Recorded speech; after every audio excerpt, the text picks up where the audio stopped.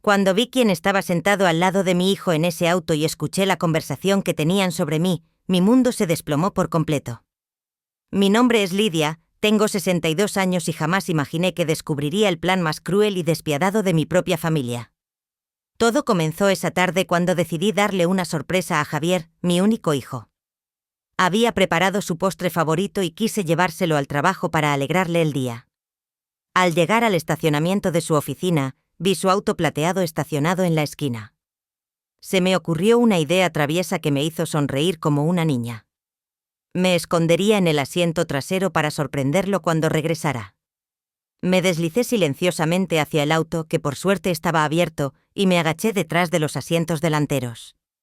Mi corazón latía de emoción, pensando en su cara de sorpresa cuando me viera aparecer con el pastel de chocolate que tanto le gustaba desde pequeño. Esperé allí, conteniendo la respiración, escuchando cada ruido del estacionamiento.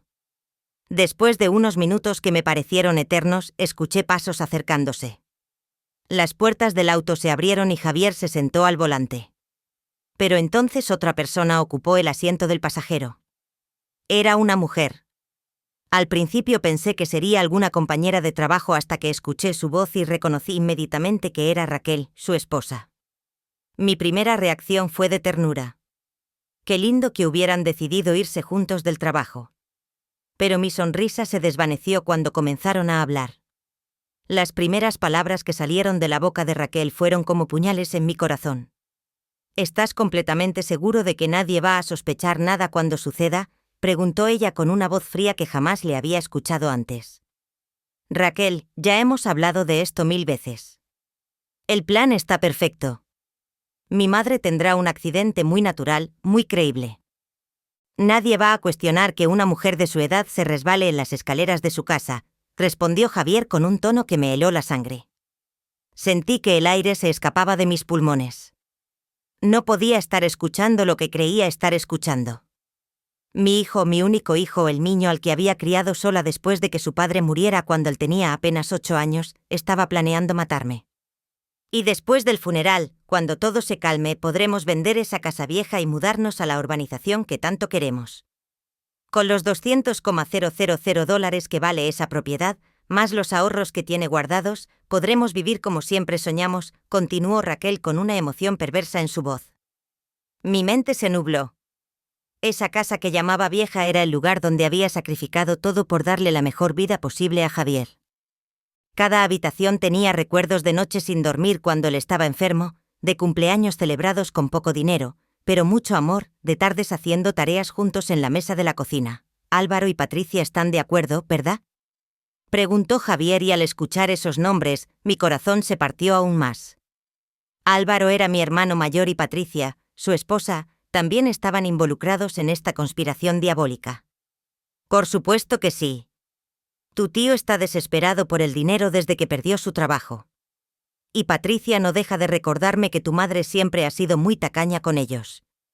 Dice que es hora de que la familia reciba lo que le corresponde, respondió Raquel con desprecio. Tacaña. Esa palabra resonó en mi mente como un eco doloroso. Yo, que había trabajado limpiando casas desde los 18 años para mantener a mi hijo, que había vendido hasta mis joyas de matrimonio para pagar sus estudios universitarios. Yo, que nunca me compré un vestido nuevo para poder darle todo lo que necesitaba. El seguro de vida también va a ayudar. Son otros $100,000 que cobraremos sin problemas, añadió Javier. Y en ese momento supe que ya no quedaba nada del niño dulce que había criado. Mis lágrimas comenzaron a caer silenciosamente mientras permanecía agachada, rogando que no me descubrieran. Mi cuerpo temblaba no solo de miedo, sino de una tristeza tan profunda que sentía que me iba a partir en dos. La conversación continuó durante varios minutos más, detallando cada aspecto de mi muerte planificada. Habían pensado en todo, el momento exacto, la forma de hacerlo parecer accidental, incluso cómo actuarían durante el funeral para parecer desconsolados. Cuando finalmente se bajaron del auto y se alejaron caminando como si nada hubiera pasado, esperé otros 10 minutos antes de atreverme a moverme. Salí de ese auto como una mujer completamente diferente a la que había entrado. La madre amorosa y confiada había muerto en esos asientos traseros. Caminé hacia mi viejo auto con las piernas temblorosas, sabiendo que tenía que tomar una decisión que cambiaría todo para siempre. Manejé hasta mi casa en completo estado de shock, con las lágrimas empañando mis ojos y el corazón destrozado en 1000 pedazos. No podía creer lo que había escuchado. Mi propio hijo, la razón de mi existencia, quería matarme por dinero. Pero para entender completamente esta traición, necesito contarles cómo llegamos hasta aquí, porque mi historia con Javier comenzó hace 35 años, cuando nació en medio de la pobreza más absoluta. Su padre, Roberto, murió en un accidente de construcción cuando Javier tenía apenas 8 años. Nos dejó sin seguro, sin ahorros, sin nada más que una casa pequeña y muy vieja que habíamos comprado con muchos sacrificios. De un día para otro me convertí en madre soltera con un niño que mantener y ninguna educación formal más allá de la secundaria. Comencé a trabajar limpiando casas a los 20 años. Me levantaba todos los días a las 5 de la mañana, preparaba el desayuno para Javier, lo llevaba a la escuela y después recorría a la ciudad limpiando oficinas, casas, apartamentos. Lo que fuera necesario para traer dinero a casa. Mis manos se volvieron ásperas por los químicos de limpieza. Mi espalda se dobló por cargar baldes pesados, pero nunca me quejé. Javier era un niño inteligente, siempre el mejor de su clase. Sus maestros me decían constantemente que tenía un futuro brillante por delante, que debía asegurarme de que fuera a la universidad. Esas palabras se convirtieron en mi misión de vida. Cada peso que ganaba lo guardaba religiosamente para su educación. Cuando cumplió 15 años, necesitaba una computadora para sus proyectos escolares. Todas las otras madres podían comprárselas a sus hijos sin problemas, pero para mí costaba 3 meses de trabajo. Vendí mi anillo de matrimonio, el único recuerdo valioso que tenía de Roberto, para comprarle esa computadora. Javier nunca supo el sacrificio que hice y yo nunca se lo dije porque no quería que se sintiera culpable. Durante su último año de secundaria, las universidades privadas comenzaron a enviarnos información sobre sus programas de derecho.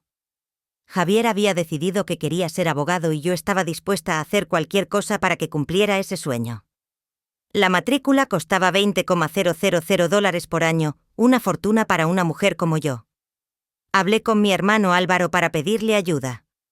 Él había conseguido un buen trabajo en una empresa de seguros y vivía cómodamente con Patricia. Le expliqué la situación. Le supliqué que me prestara aunque fuera una parte del dinero, prometiéndole que se lo devolvería con intereses. Su respuesta fue cruel y directa. Lidia, no puedo arriesgar mis ahorros en los sueños imposibles de tu hijo. Mejor que busque trabajo y se olvide de esas fantasías de ser profesional. Esas palabras me dolieron profundamente, pero no me detuvieron. Conseguí un segundo trabajo limpiando una clínica veterinaria por las noches. Trabajaba desde las 5 de la mañana hasta las 11 de la noche, 7 días a la semana. Mi cuerpo estaba exhausto, pero mi determinación era inquebrantable. También comencé a vender comida casera los fines de semana. Preparaba tamales, empanadas, pasteles, cualquier cosa que pudiera generar ingresos extra. Javier me ayudaba a veces, pero yo prefería que se concentrara en sus estudios. Tu trabajo es estudiar, mi hijo. Déjame el resto a mí, le decía siempre.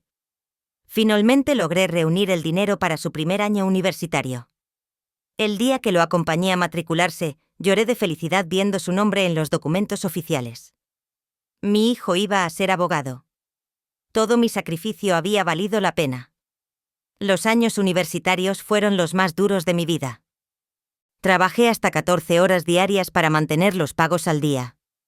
Hubo meses en los que apenas tenía dinero para comer, pero siempre me aseguré de que Javier tuviera todo lo que necesitaba: libros, materiales, dinero para sus gastos sociales. No quería que se sintiera diferente a sus compañeros de clase que venían de familias adineradas. Durante su tercer año, Javier comenzó a salir con Raquel, una compañera de clase que venía de una familia muy acomodada. Su padre era dueño de varias empresas, y ella estaba acostumbrada a un estilo de vida lujoso que yo no podía ni imaginar. Al principio me preocupé de que Javier se sintiera inferior, pero él parecía enamorado y feliz. Raquel siempre fue cordial conmigo, pero desde el primer momento sentí una frialdad en su trato. Cuando venía a casa observaba todo con una mirada crítica. Los muebles viejos, las paredes que necesitaban pintura, la cocina pequeña donde yo preparaba comidas sencillas. Nunca dijo nada directamente, pero sus gestos hablaban por sí solos. Después de graduarse, Javier consiguió trabajo en un bufete de abogados prestigioso. Su primer sueldo fue mayor a todo lo que yo ganaba en 3 meses. Me sentí orgullosa, pero también aliviada, pensando que finalmente podría descansar un poco después de tantos años de trabajo intenso. Se casó con Raquel en una ceremonia elegante que me costó mis últimos ahorros. Ella había insistido en una boda apropiada para su posición social y aunque el gasto me dejó sin dinero, quería que mi hijo fuera feliz. Durante la recepción escuché a algunos invitados comentar sobre la madre humilde del novio con cierto desdén, pero traté de ignorarlo. Después del matrimonio, las visitas de Javier se volvieron menos frecuentes. Raquel siempre tenía excusas, compromisos sociales, viajes de trabajo, reuniones familiares con sus padres. Cuando venían, las conversaciones se centraban en su nueva vida. El apartamento lujoso que habían alquilado, los restaurantes caros donde cenaban, los planes de mudarse a una casa aún más grande. Yo seguía trabajando, pero ahora solo medio tiempo. A los 60 años mi cuerpo ya no resistía a las jornadas agotadoras de antes. Había logrado ahorrar unos $50,000 a lo largo de los años, dinero que guardaba religiosamente para emergencias o para ayudar a Javier si lo necesitaba. La relación con mi hermano Álvaro también se deterioró con el tiempo. Después de que Javier se graduó y consiguió trabajo, Álvaro comenzó a hacer comentarios sarcásticos sobre cómo algunos tenemos suerte con los hijos exitosos. Patricia era aún peor, siempre insinuando que yo había sido egoísta por invertir tanto en la educación de Javier en lugar de ayudar a la familia extendida. Lo que más me dolía era ver cómo Javier comenzaba a cambiar. Sus valores, su forma de hablar, incluso su manera de vestirse se volvieron diferentes. A veces, cuando me hablaba, detectaba un tono condescendiente que me partía el corazón. Era como si se avergonzara de sus orígenes humildes. Hace 6 meses, Javier y Raquel comenzaron a hablar sobre comprar una casa en una zona exclusiva de la ciudad. Las propiedades allí costaban más de $500,000, una cantidad que me resultaba incomprensible. Cuando le pregunté cómo pensaban pagarla, me respondió vagamente sobre inversiones y oportunidades de negocio. También noté que las conversaciones sobre dinero se volvieron más frecuentes durante sus visitas. Preguntas sutiles sobre el valor de mi casa, sobre mis ahorros, sobre si tenía seguro de vida. En ese momento pensé que era preocupación filial, que quería asegurarse de que estuviera bien económicamente. Ahora, sentada en mi cocina, después de haber escuchado esa conversación horrible en el auto, todas las piezas del rompecabezas comenzaron a encajar. Los cambios en su personalidad, las preguntas sobre dinero, la influencia de Raquel, la complicidad de Álvaro y Patricia. Todo había sido parte de un plan macabro que había estado gestándose durante meses. Mi hijo, por quien había sacrificado toda mi vida, quería matarme para heredar mis bienes y cobrar mi seguro de vida. La ironía era cruel. El dinero por el que querían asesinarme había sido ganado con el único propósito de darle la mejor vida posible. Esa noche no pude dormir ni un solo minuto. Me quedé despierta en mi cama, mirando el techo, tratando de procesar la enormidad de lo que había descubierto. Mi mente no paraba de reproducir cada palabra de esa conversación diabólica.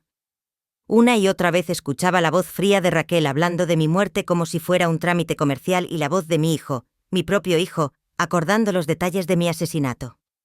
Al amanecer me levanté con una determinación que no sabía que tenía. Si querían jugar sucio, yo también podía hacerlo.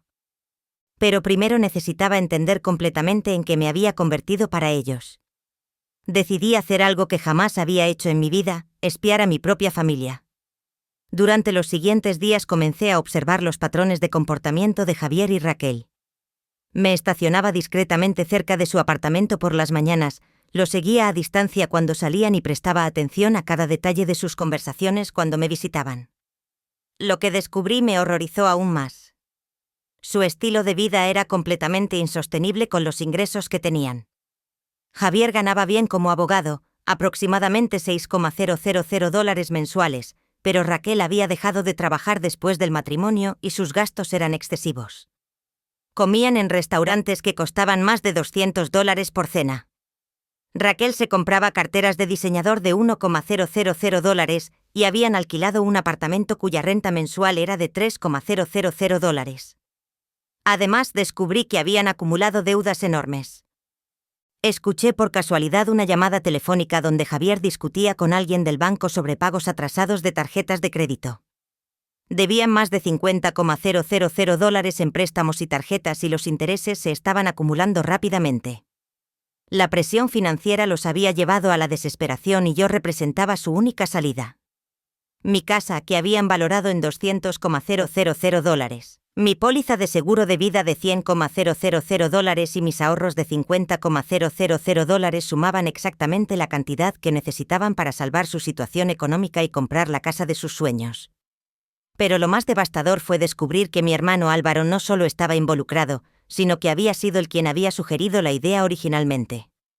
Una tarde, mientras limpiaba la oficina donde trabajaba Patricia, escuché una conversación telefónica que me dejó sin aliento. Lidia siempre ha sido muy egoísta con su dinero, le decía Patricia a alguien por teléfono. Álvaro tiene razón. Es hora de que la familia reciba lo que le corresponde.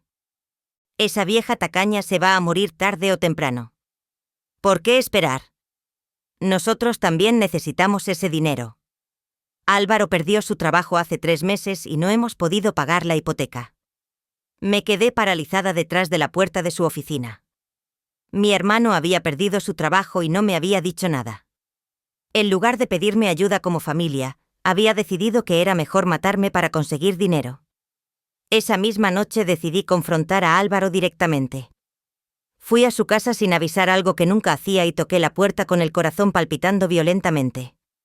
Cuando abrió, su cara mostró sorpresa y un destello de algo que parecía culpa.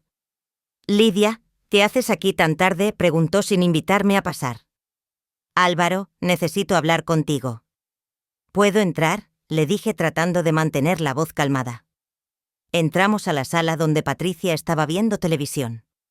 Ella me saludó fríamente como siempre había hecho durante los últimos años. Me senté en el sofá y decidí ir directo al grano. «Álvaro, ¿es cierto que perdiste tu trabajo?», pregunté observando su reacción cuidadosamente. Su cara se puso roja y Patricia apagó inmediatamente la televisión. «¿Cómo te enteraste?», preguntó él con voz defensiva. «No importa cómo me enteré, lo que importa es que eres mi hermano y no me dijiste nada». «¿Por qué no me pediste ayuda?». Álvaro y Patricia intercambiaron miradas que confirmaron mis peores sospechas. Había una comunicación silenciosa entre ellos, como si hubieran ensayado esta conversación. «Lidia, tú siempre has tenido tus propios problemas». «No queríamos molestarte», respondió Patricia con una sonrisa falsa que no llegaba a sus ojos. «Patricia, soy su hermana. Si Álvaro necesita ayuda, yo estaría dispuesta a ayudarlo. Tengo algunos ahorros». En ese momento vi algo horrible en los ojos de mi hermano. No era gratitud ni alivio, sino resentimiento. «¿Algunos ahorros?», preguntó con sarcasmo. «Lidia, todos sabemos que tienes mucho más que algunos ahorros. Has estado acumulando dinero durante años mientras el resto de la familia luchaba». Sus palabras me golpearon como bofetadas. «Álvaro, ese dinero lo gané trabajando 14 horas diarias para darle educación a mi hijo.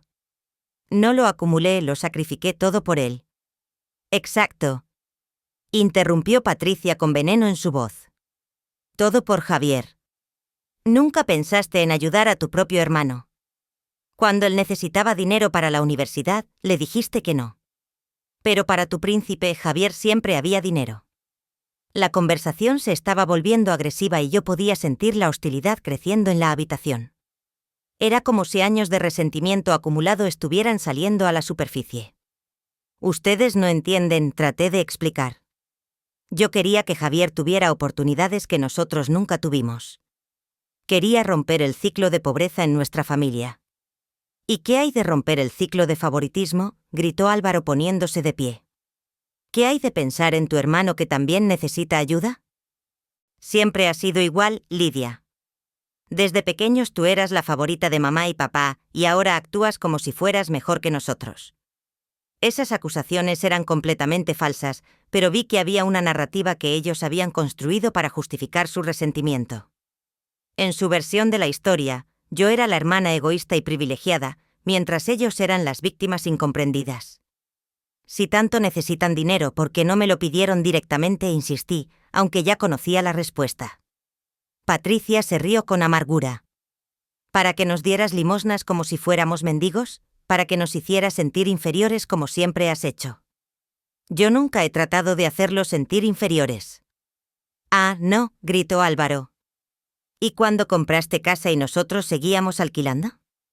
¿Y cuando Javier se graduó de la universidad y nuestros hijos apenas terminaron la secundaria? ¿Y cuando presumes tus ahorros mientras nosotros luchamos para llegar a fin de mes? Cada acusación era más injusta que la anterior. Yo había trabajado como esclava para conseguir todo lo que tenía. No había heredado nada, no había tenido suerte, había sudado sangre por cada peso, pero para ellos mi éxito relativo era una afrenta personal. Álvaro, si necesitas dinero, puedo prestarte $10,000 ahora mismo. Ofrecí desesperadamente tratando de encontrar una solución pacífica. $10,000, se burló Patricia. Lidia, sabemos perfectamente cuánto dinero tienes. La casa vale 200,000, tiene 50,000 en ahorros y tu seguro de vida es de 100,000 y nos ofreces 10,000 como si fuéramos limosneros. Mi sangre celó cuando escuché esas cifras exactas. Ellos sabían demasiado sobre mi situación financiera. Alguien había estado investigando mis finanzas de manera muy detallada. ¿Cómo saben tanto sobre mi dinero? Pregunté con voz temblorosa. Álvaro y Patricia se quedaron en silencio, pero sus caras los delataron. Habían dicho más de lo que debían. Me levanté del sofá con las piernas temblorosas. Creo que ya tengo mi respuesta, dije dirigiéndome hacia la puerta. Lidia, espera, gritó Álvaro detrás de mí, pero yo ya estaba saliendo de la casa. Esa noche confirmé lo que ya sabía. Mi propia familia me veía como un obstáculo entre ellos y el dinero que creían merecer. No era solo Javier y Raquel, era toda una conspiración familiar que había estado creciendo silenciosamente durante meses. Los días siguientes fueron los más oscuros de mi vida. Me encontré en una situación que jamás imaginé, sabiendo que mi propia familia planeaba asesinarme, pero sin poder acudir a nadie. ¿A quién le dices que tu hijo quiere matarte? ¿Quién te va a creer? Además, no tenía pruebas concretas, solo una conversación que había escuchado escondida en un auto. Decidí que necesitaba más evidencia antes de tomar cualquier acción. Si iba a luchar contra ellos, tenía que estar completamente preparada. Comencé a documentar todo, sus patrones de comportamiento, sus conversaciones, sus visitas, cualquier cosa que pudiera servir como prueba más adelante. También tomé una decisión que me aterrorizó, pero que sabía era necesaria. Iba a dejar que creyeran que su plan estaba funcionando. Si actuaba de manera sospechosa o confrontaba a Javier directamente, podrían cambiar su estrategia y volverse aún más peligrosos. En cambio, decidí seguir interpretando el papel de la madre ingenua y confiada. 3 días después de mi confrontación con Álvaro, Javier me llamó para invitarme a cenar. Su voz sonaba especialmente cariñosa por teléfono, lo que me puso la piel de gallina sabiendo lo que realmente pensaba de mí. Mamá. Raquel y yo queremos llevarte a cenar a ese restaurante italiano que tanto te gusta, me dijo con tono dulce. Hace mucho que no pasamos tiempo juntos en familia. El restaurante que mencionó era uno al que habíamos ido solo una vez hace más de un año y no me había gustado particularmente, pero fingí emoción. Qué lindo, mijo. Me encanta la idea. Perfecto. Te recogemos el viernes a las 7 y mamá, ponte tu vestido verde favorito. Queremos que te veas linda. Esa referencia específica a mi ropa me resultó extraña, pero acepté sin hacer preguntas. Después de colgar, me quedé pensando en por qué habría mencionado ese vestido en particular. Era uno que había comprado hace 2 años, uno de los pocos vestidos caros que me había permitido comprar en toda mi vida. El viernes por la tarde me preparé cuidadosamente, me puse el vestido verde como me había pedido, me arreglé el cabello y me maquillé ligeramente. Mientras me miraba en el espejo, traté de ignorar la voz en mi cabeza que me decía que esta podría ser mi última cena. Javier y Raquel llegaron puntualmente a las 7. Javier se veía nervioso, aunque trataba de disimularlo con sonrisas forzadas y comentarios superficiales sobre el clima. Raquel, por el contrario, parecía completamente calmada, casi alegre, lo que me resultó aún más perturbador. Durante el trayecto al restaurante la conversación fue extrañamente formal. Hablaron sobre el trabajo de Javier, sobre unos supuestos planes de vacaciones, sobre cualquier cosa menos sobre nosotros como familia. Yo respondía automáticamente, pero mi mente estaba completamente enfocada en observar cada detalle de su comportamiento. En el restaurante, Raquel insistió en que pidiera el plato más caro del menú. Lidia, esta noche nosotros pagamos todo. Pide lo que quieras sin preocuparte por el precio, me dijo con una sonrisa que no llegaba a sus ojos. Durante la cena comenzaron a hacer preguntas aparentemente casuales sobre mi salud. ¿Cómo me sentía últimamente? Había tenido mareos, problemas para subir escaleras, había actualizado mi seguro médico recientemente. Mamá, nos preocupa que viva sola en esa casa tan grande, dijo Javier con tono preocupado. Las escaleras son empinadas. ¿Y si te llegaras a caer? Ay, mi hijo, no te preocupes. He vivido en esa casa durante 30 años. Conozco cada escalón perfectamente, respondí tratando de sonar despreocupada. Pero mamá, insistió Raquel, a los accidentes no les importa cuánto tiempo hayamos vivido en un lugar. Tal vez deberías considerar mudarte a un apartamento de un solo piso, algo más seguro para una mujer de tu edad. La forma en que dijo accidente me puso la piel de gallina. Era como si estuviera probando la palabra, viendo cómo sonaba en voz alta. Y mamá continuó. Javier, ¿has pensado en hacer un testamento? Sé que es incómodo hablar de estas cosas, pero es importante tener todo en orden. Ahí estaba la verdadera razón de esta cena. Querían asegurarse de que el testamento estuviera actualizado antes de matarme. Bueno, si tengo un testamento básico que hice hace algunos años, mentí parcialmente. Todo te lo dejo a ti, por supuesto. Vi cómo Javier y Raquel intercambiaron una mirada rápida de satisfacción. Era una mirada que duró apenas un segundo, pero fue suficiente para confirmar todas mis sospechas. Eso está bien, mamá, pero tal vez deberías revisarlo con un abogado.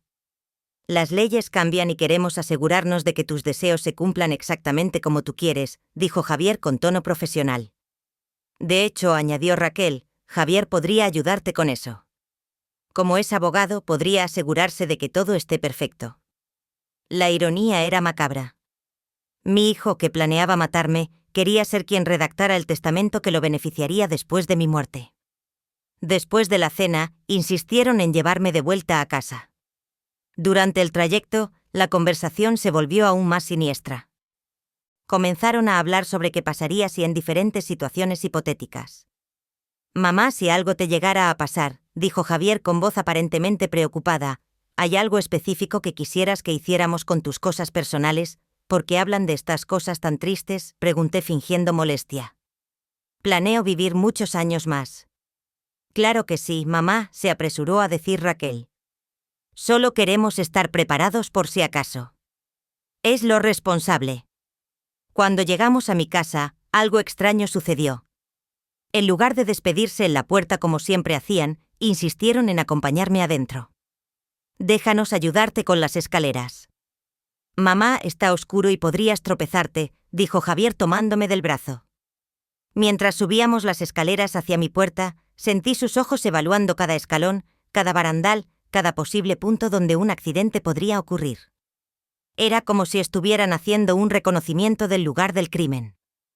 Una vez adentro, Raquel comenzó a caminar por la casa como si la estuviera inspeccionando. Lidia, realmente deberías poner mejor iluminación en estas escaleras. Son muy peligrosas en la oscuridad. Y mamá, añadió Javier, este tapete en la parte superior de las escaleras está un poco suelto. Podrías tropezarte con él fácilmente. Cada comentario era una puñalada más profunda en mi corazón. No solo planeaban matarme, sino que estaban aquí en mi propia casa, calculando exactamente cómo hacerlo. Después de que se fueron, me quedé despierta toda la noche, temblando no solo de miedo, sino de una tristeza tan profunda que me dolía físicamente. Mi hijo había estado en mi casa, había cenado conmigo, había fingido preocupación por mi bienestar, todo mientras planeaba mi muerte. Esa noche tomé la decisión más difícil de mi vida. No podía simplemente esperar a que ejecutaran su plan. No podía seguir viviendo con el terror constante de saber que cada día podría ser el último. Tenía que actuar, pero de una manera que ellos nunca esperarían. Si querían que tuviera un accidente, entonces eso es exactamente lo que iban a tener. Pero sería un accidente que yo controlaría completamente. Comencé a planear mi propia muerte fingida. Planear mi propia muerte fue la experiencia más surreal y aterrorizante de mi vida. Durante días enteros me quedé despierta pensando en cada detalle, en cada posible falla, en todas las formas en que mi plan podría salir mal, pero sabía que era la única manera de desenmascarar a mi familia y salvar mi propia vida. Primero necesitaba ayuda y solo había una persona en el mundo en quien confiaba completamente. Mi vecina Beatriz. Ella tenía 70 años, había sido enfermera durante toda su vida y habíamos sido amigas cercanas durante más de 20 años. Si alguien podía ayudarme con este plan imposible, era ella. Una mañana, después de asegurarme de que nadie me estuviera vigilando, fui a su casa con el corazón palpitando violentamente. Cuando abrió la puerta, inmediatamente notó mi estado de agitación. «Lidia, ¿qué te pasa? Te ves terrible», me dijo invitándome a pasar. Nos sentamos en su cocina, donde habíamos tomado café cientos de veces durante todos estos años. Pero esta conversación sería diferente a todas las anteriores. «Beatriz, lo que voy a decirte va a sonar como locura, pero necesito que me escuches con atención», comencé con voz temblorosa. Le conté todo. Desde la conversación que había escuchado en el auto hasta la cena siniestra, desde la confrontación con mi hermano hasta las visitas extrañas a mi casa. Beatriz me escuchó en silencio, pero vi cómo su expresión cambiaba de sorpresa a horror y finalmente a indignación. «Dios mío, Lidia, esto es monstruoso», dijo finalmente tomando mis manos entre las suyas. «Beatriz, necesito tu ayuda. Tengo un plan, pero no puedo hacerlo sola». Le expliqué mi idea. Iba a fingir mi propia muerte de una manera tan convincente que incluso los paramédicos creyeran que había muerto. Beatriz, con su experiencia médica, podría ayudarme a simular los signos vitales de una persona fallecida por un tiempo suficiente para que declararan mi muerte y comenzaran los procedimientos. «Lidia, ¿te das cuenta de lo peligroso que es esto? Si algo sale mal, si no lo hago, voy a morir de verdad», la interrumpí. «Ellos ya tienen todo planeado, es solo cuestión de tiempo». Beatriz cerró los ojos pensando intensamente. Necesitaríamos medicamentos específicos. Tendríamos que calcular las dosis exactas y el timing tendría que ser perfecto. «Entonces, ¿me ayudarás?». Me miró fijamente durante varios segundos que se sintieron como horas. «Sí», dijo finalmente, «pero vamos a hacerlo de la manera más segura posible». Durante los siguientes días, Beatriz y yo trabajamos en los detalles del plan. Ella había conservado contactos en el hospital donde trabajó durante décadas y pudo conseguir discretamente los medicamentos que necesitábamos. También identificamos al técnico en emergencias médicas que respondería a la llamada, un hombre joven llamado Rubén, que acababa de graduarse y no tendría la experiencia suficiente para detectar una simulación sofisticada. El plan era complejo pero factible. Yo tomaría una combinación específica de medicamentos que reducirían mis signos vitales a niveles casi imperceptibles. Beatriz estaría presente para encontrar mi cuerpo y llamar a emergencias. Cuando llegaran los paramédicos, ella ayudaría a guiar la evaluación de manera que confirmaran mi muerte sin investigar demasiado profundamente. Después de que me declararan muerta, mi cuerpo sería llevado a la morgue del hospital donde trabajaba un amigo de Beatriz, un patólogo llamado Dr. Álvaro, diferente a mi hermano, que había accedido a ayudarnos sin hacer preguntas.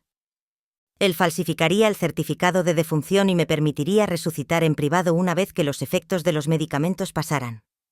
Mientras tanto, yo permanecería escondida en una habitación secreta del sótano de la casa de Beatriz, observando y grabando todo lo que mi familia hacía después de mi supuesta muerte.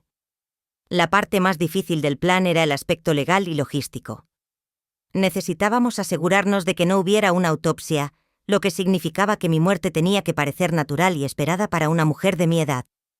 Beatriz sugirió simular un ataque cardíaco, algo común y raramente investigado en personas mayores, sin historial de problemas previos. 2 semanas después de comenzar a planear, decidimos que estábamos listos. Elegimos un domingo por la tarde cuando sabíamos que Javier y Raquel estarían en casa de los padres de ella para el almuerzo familiar semanal. La mañana del domingo me levanté sintiéndome extrañamente calmada.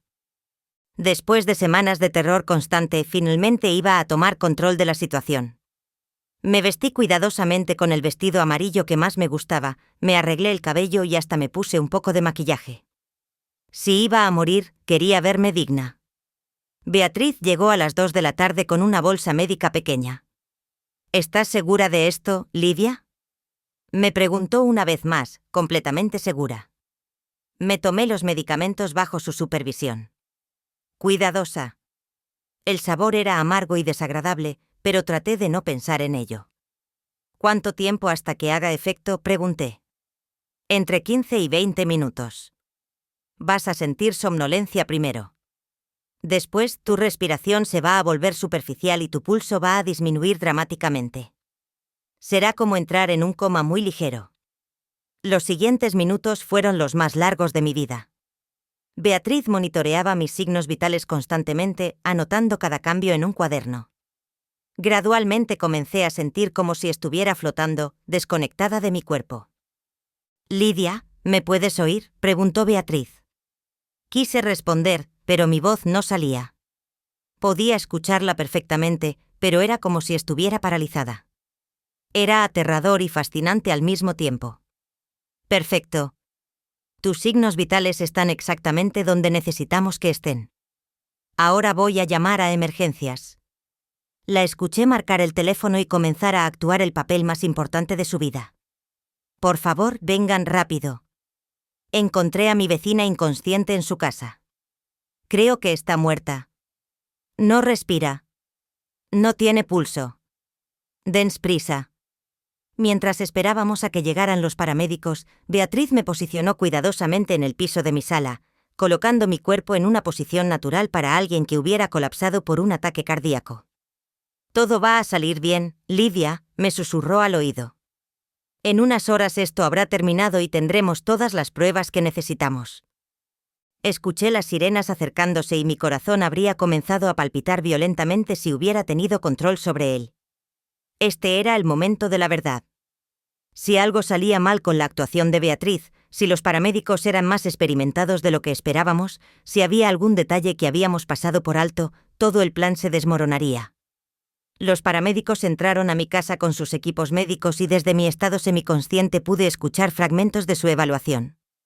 Mujer de 62 años sin respuesta. No detecto pulso. Respiración imperceptible. ¿Cuánto tiempo lleva así? La encontré hace unos minutos, respondió Beatriz con voz quebrada que sonaba genuinamente afligida.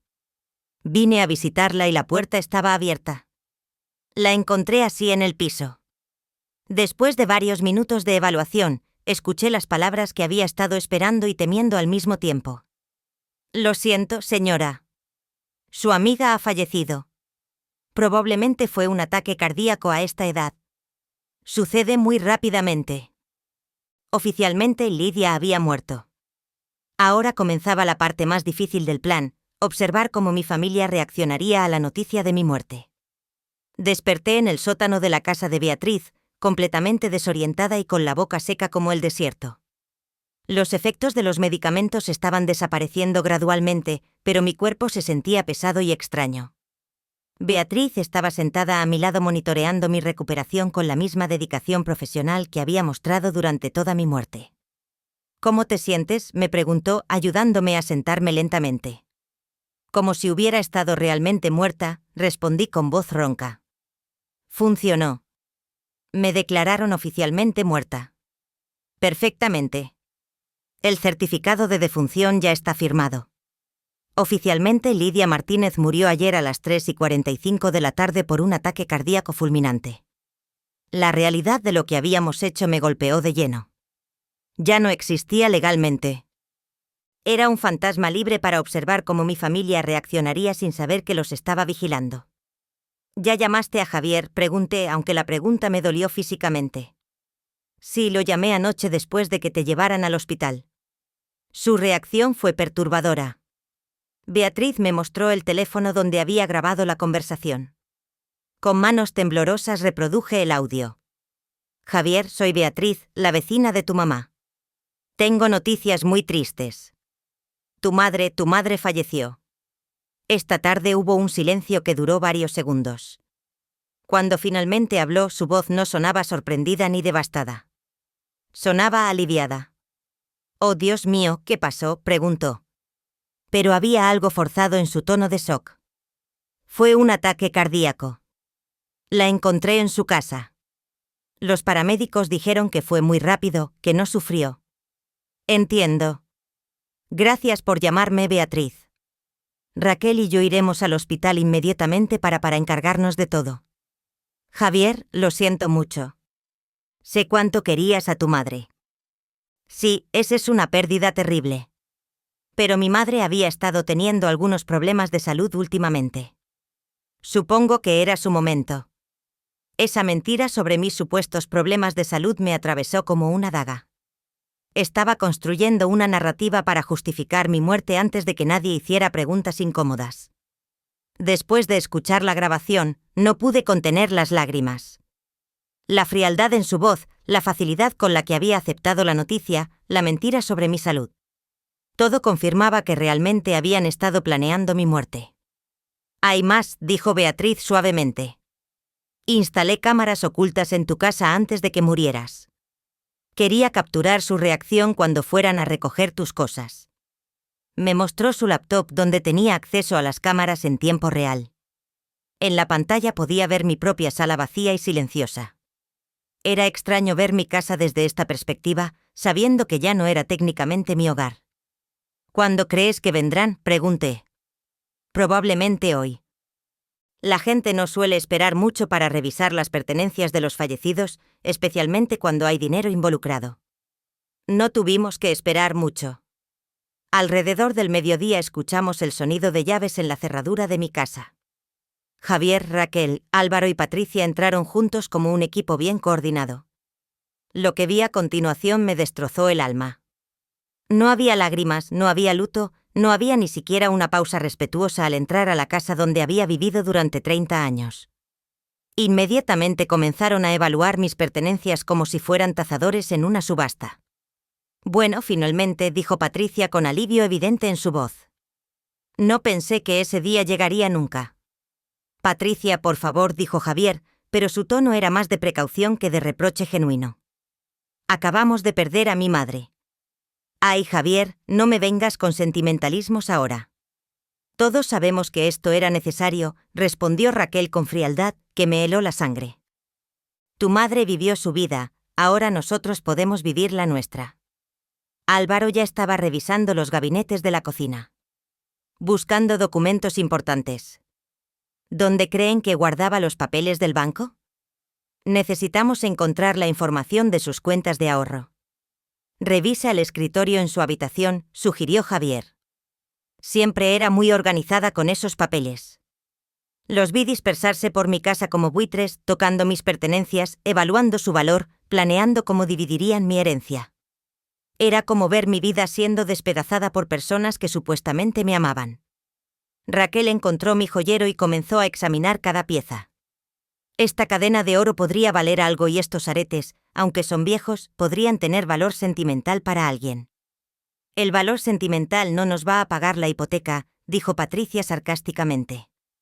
Mejor enfócate en lo que realmente vale dinero.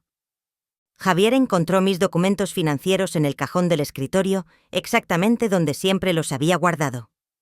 Aquí están. Cuenta de ahorros en el Banco Nacional, $3,000. Cuenta corriente $8,000. Y aquí está la póliza de seguro de vida. ¿Cuánto es el seguro?, preguntó Álvaro con avidez. $100,000 beneficiario único. Yo perfecto, dijo Raquel con satisfacción. Con eso, más los ahorros, más lo que saquemos de la venta de la casa, tendremos suficiente para comprar la casa nueva y pagar todas las deudas. Y nosotros también recibiremos nuestra parte, ¿verdad?, preguntó Patricia con tono amenazante. Por supuesto, respondió Javier rápidamente. Como acordamos, una cuarta parte para ustedes. Escuchar a mi familia negociar la división de mi herencia mientras mi cuerpo aún estaba fresco en la morgue era más doloroso de lo que había imaginado. Pero lo peor estaba por venir. Álvaro encontró una foto familiar en mi mesa de noche, una de las pocas fotografías donde aparecíamos todos juntos en una Navidad de hace 5 años. En lugar de mostrar alguna emoción al verla, la tiró a la basura sin ceremonia. No necesitamos guardar estas sentimentalidades, dijo con desdén. Álvaro tiene razón, confirmó Raquel. Necesitamos ser prácticos.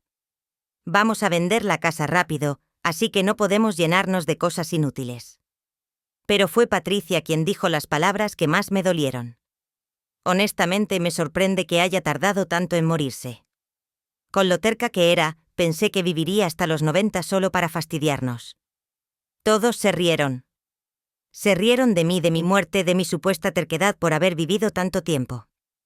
En ese momento cualquier duda que hubiera podido tener sobre la justicia de mi plan desapareció completamente. Javier sacó su teléfono y comenzó a hacer llamadas. Agencia inmobiliaria Morrison. Habla Javier Ruiz. Necesito que vengan a evaluar una casa para venta rápida. Sí, es urgente. La propietaria falleció ayer.